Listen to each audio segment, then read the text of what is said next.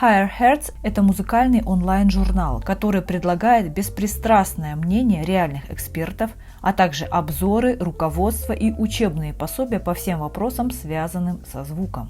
Так, под руководством их главного редактора Джеймса Майкла Ньюджента был составлен топ-11 лучших пианистов и клавишников на сегодняшний день, включая январь 2025 года. Джеймс работает с ведущими брендами музыкальной индустрии, создает демо и обучающий контент для таких брендов, как Akai Professional, Isotope, Plugin Boutique, набирая при этом сотни тысяч просмотров. Тратит много времени на тестирование, обзор и демонстрацию нового оборудования и программного обеспечения. При этом он является профессиональным пианистом, имеет 20-летний опыт в качестве исполнителя, педагога, композитора, звукорежиссера. Он же, я напомню, является главным редактором этого музыкального онлайн-журнала. Понятно, что составление списка лучших пианистов и клавишников весьма субъективная задача, поскольку, хотя мы можем в какой-то степени оценить технические способности, творческий выбор артистов не имеет одинаковой ценности для каждого слушателя.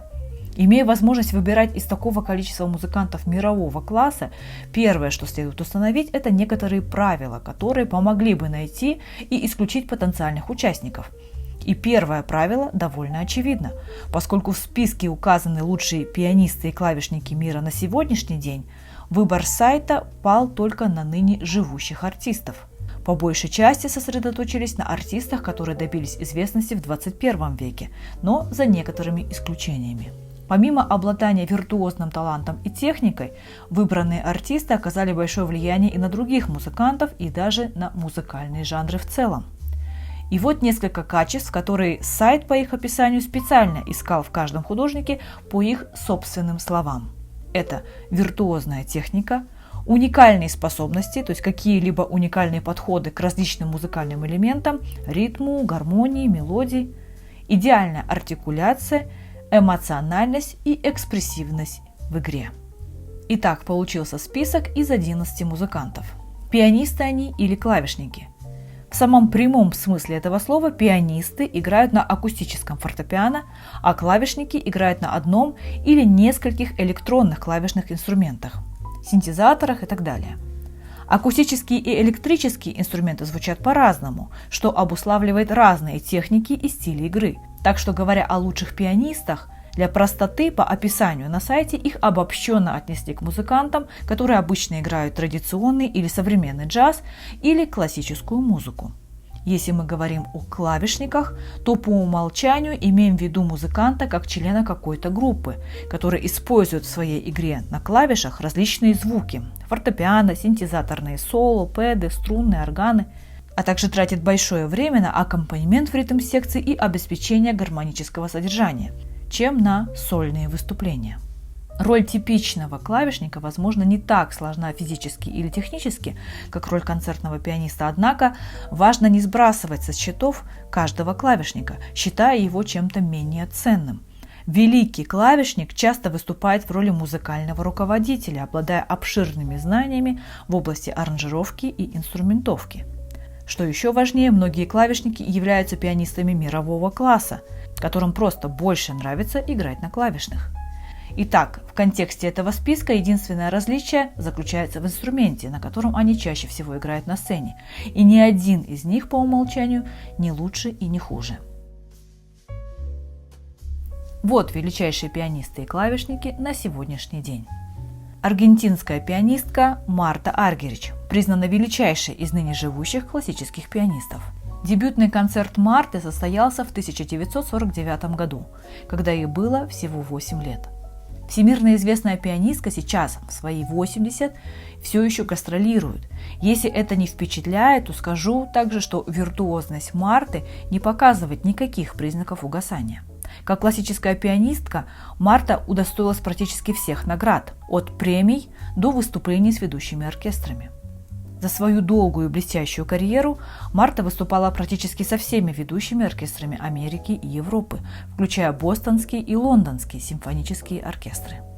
В 1965 году она выиграла международный конкурс имени Фредерика Шопена в Варшаве, а в 2005 году стала лауреатом премии Грэмми за лучшее исполнение камерной музыки, а именно Прокофьева и Равеля.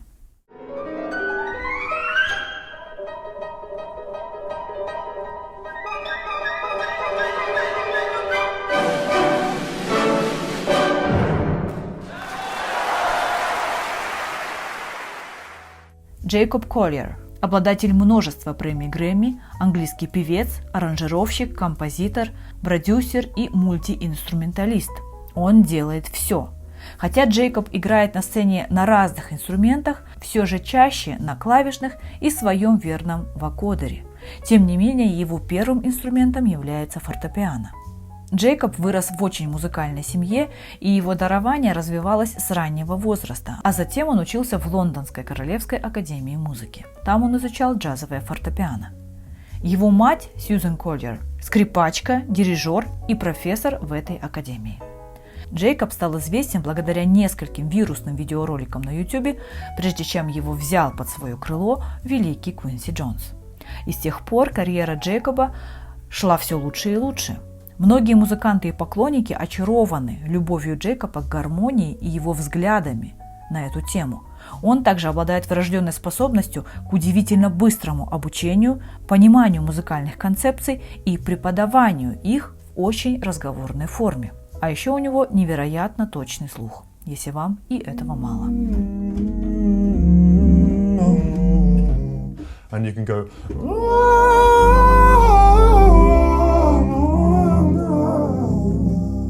and you can go, if I lay by your side, oh, next to you,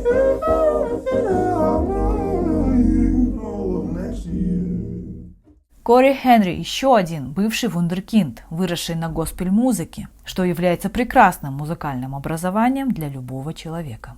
Кори начал играть на хаммонде в возрасте всего 2 лет, и вскоре он уже выступал в церкви.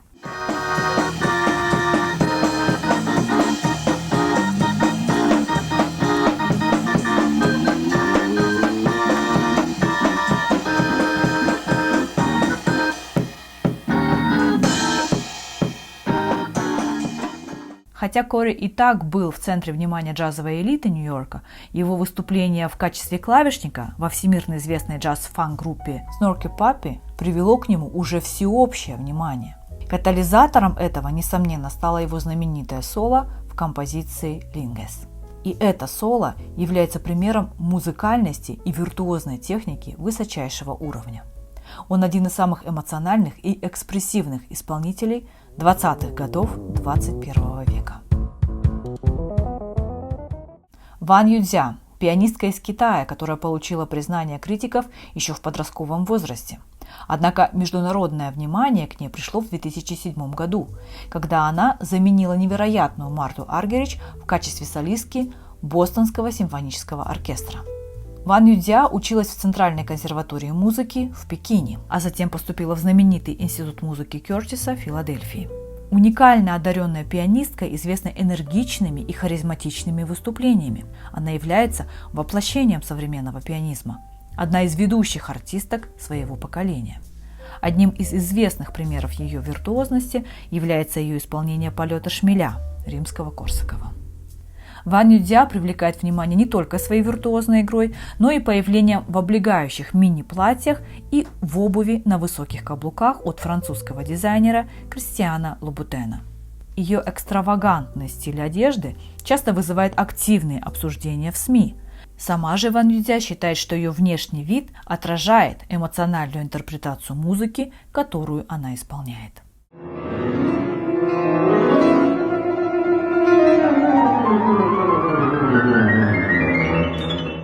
Брэд Мелдоу – американский джазовый пианист, композитор и аранжировщик. Его стиль игры часто описывают как нечто среднее между стилем Кейта Джарретта и Билла Эванса. Мелдоу также и классический пианист, и его любовь к Иоганну Себастьяну Баху очевидна во всем его контрапунктическом стиле игры. Наряду со своим стилем, особенно в импровизации, он известен также использованием модальной гармонии.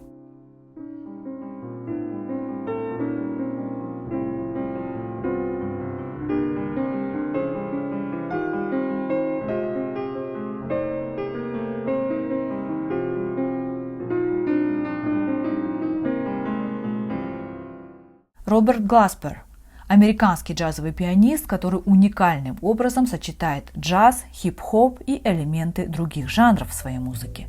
Он был 9 раз номинирован на премию Грэмми, из которых выиграл 4. Также он обладатель премии Эмми.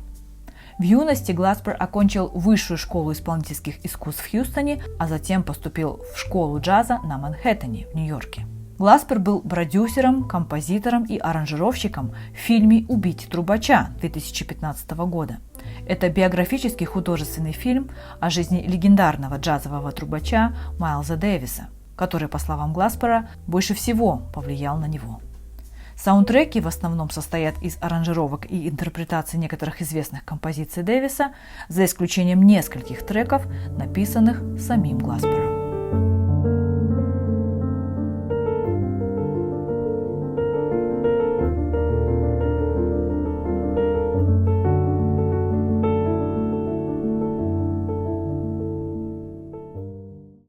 Джон Батист – американский музыкант и композитор, основатель и лидер группы Stay Human, музыкальный директор и лидер группы в программе «Позднее шоу» со Стивеном Кольбером на канале CBS.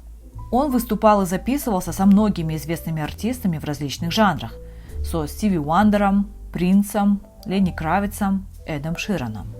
Батист учился в Джульярдской школе, где сразу же признали его редкий талант. После он получил степень магистра музыки в области джазовых исследований. Но до того, как Батист стал феноменом Джульярда, он учился в Центре креативных искусств Нового Орлеана. Однако его музыкальный путь начался задолго до получения формального образования. Джон происходит из семьи известных музыкантов Нового Орлеана и в 8 лет уже играл на ударных в семейном ансамбле. В 11 переключился на фортепиано. Так сначала Джон изучал классическую музыку, а позже перешел в джаз. И уже в Джульярдской школе во время учебы выпустил свой второй альбом. В 2020 году он получил «Оскар» за свою оригинальную музыку к мультфильму «Душа», также премию «Бафта» и 5 премий Грэмми. В 2016 году он был включен в список Forbes в категории «Музыка», содержащий 30 музыкантов до 30 лет.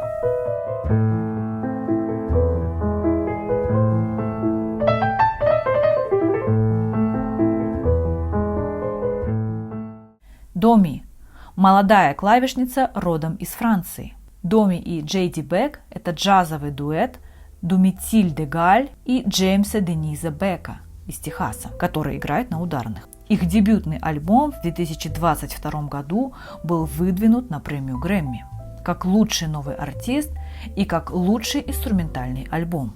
Доми стала звездой интернета в 17 лет, когда появилось видео, на котором она читает с листа транскрипцию того самого соло Кори Хенри.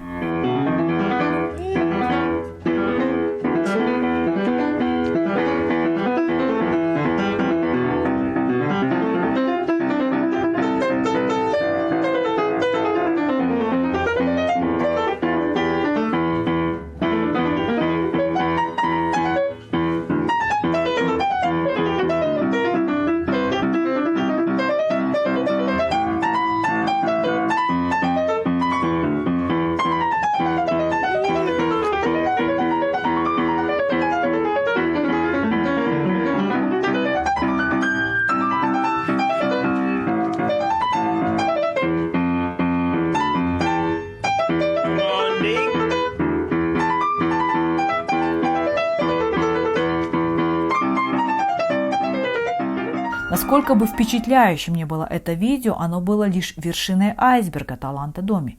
Доми – одна из артисток, которую вы обычно увидите играющей на клавишных, а не на акустическом фортепиано на сцене.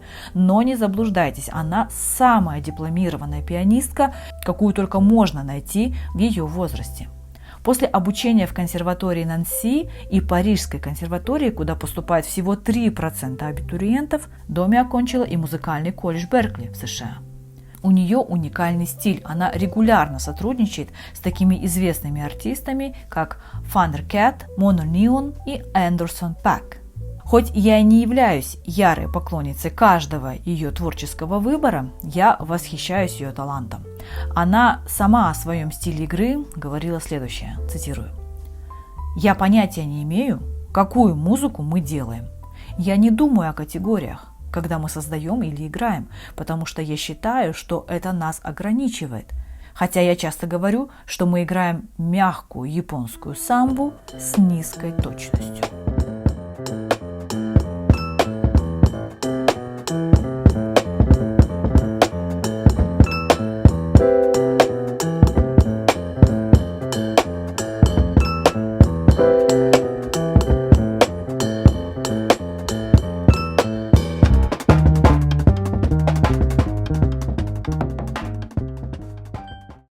Бенджамин Гровенор, британский академический пианист. Бенджамин учился в Королевской академии музыки в Лондоне.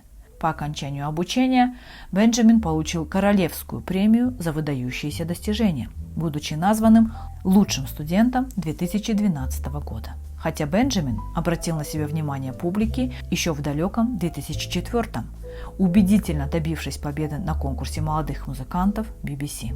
А ведь ему было всего 11 лет. После этого его международная карьера концертного пианиста развивалась очень успешно. Он выступал с такими знаменитыми коллективами, как Лондонский филармонический оркестр, Токийский симфонический оркестр, Лондонский оркестр филармонии, Нью-Йоркский филармонический оркестр. Выступал на таких престижных сценах, как Королевский фестивальный зал в Лондоне, Карнеги-холл, концертный зал Виктория в Сингапуре. Работал со многими именитыми дирижерами. Бенджамин получил международное признание за свою зажигательную манеру исполнения и проникновенность интерпретации. Виртуозная техника, превосходное чувство тембра и богатство эмоциональных оттенков делают его одним из самых востребованных молодых пианистов в мире. Также Бенджамин недавно стал европейским послом марки, представив новый модельный ряд инструментов Silviana Grand Hybrid Piano компании Casio, созданных в сотрудничестве с компанией Bechstein.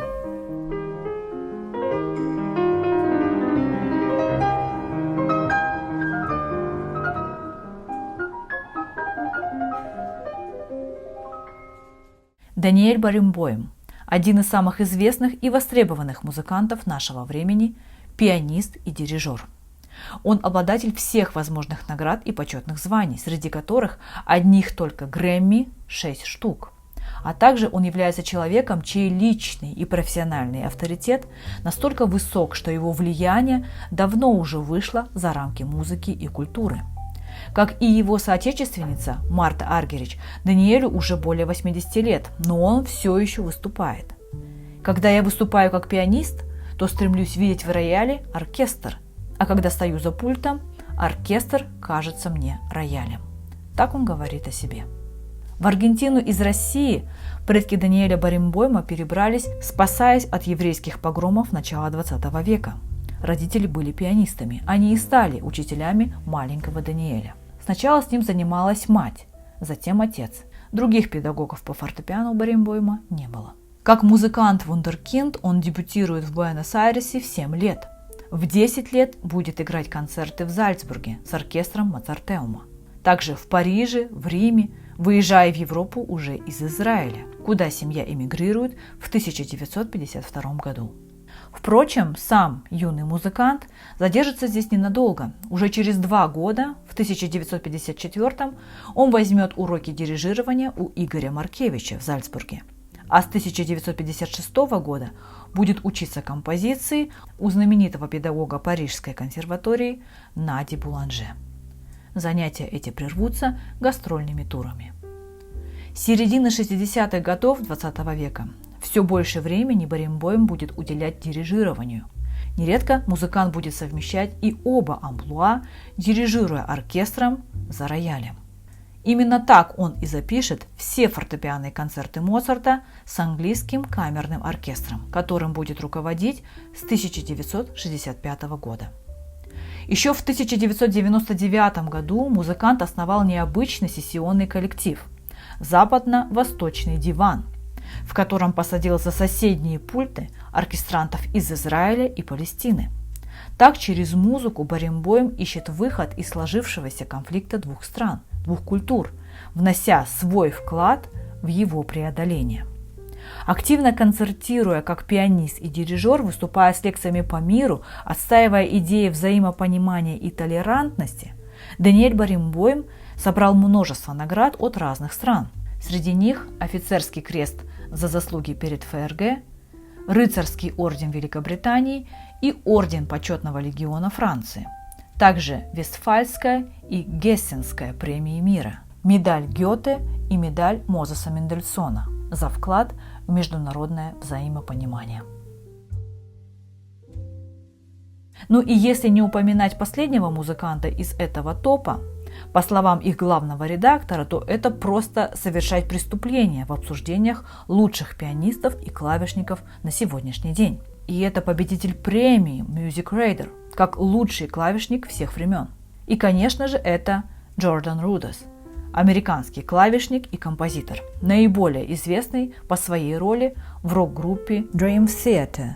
На сегодняшний день Рудес является одним из самых техничных клавишников в тяжелой музыке. Его признание пришло благодаря сочетанию высокоскоростных партий с мелодичностью и атмосферной игрой. Dream Theater предоставляет Рудесу идеальную площадку для демонстрации его виртуозного и театрального таланта.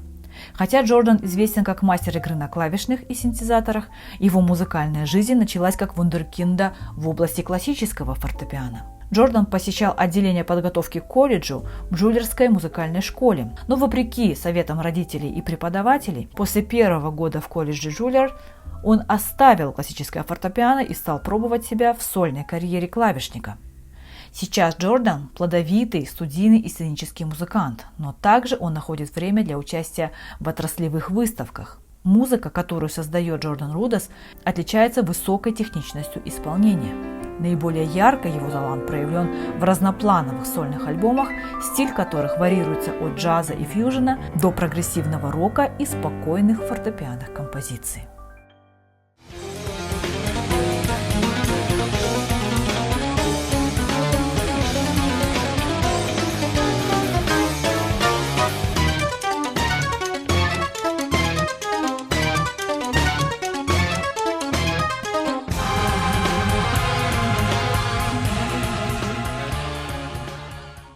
Как я уже сказала в начале, всевозможные списки и голосования, безусловно, субъективны. Именно поэтому некоторые выдающиеся пианисты и клавишники останутся за бортом. Но когда речь заходит о лучших пианистах и клавишниках современности, сегодняшнего дня, все вышеперечисленные, безусловно, должны быть в теме. И, как видите, список получился гораздо разнообразнее, чем типичный список классических и джазовых пианистов от русскоязычных слушательских голосований или топ-рейтингов. И, возможно, даже этот топ-11 познакомил вас с новыми артистами современного времени. Ставьте лайки, если информация оказалась для вас полезной и интересной. Подписывайтесь на мой канал, смотрите другие мои видео. Всем пока!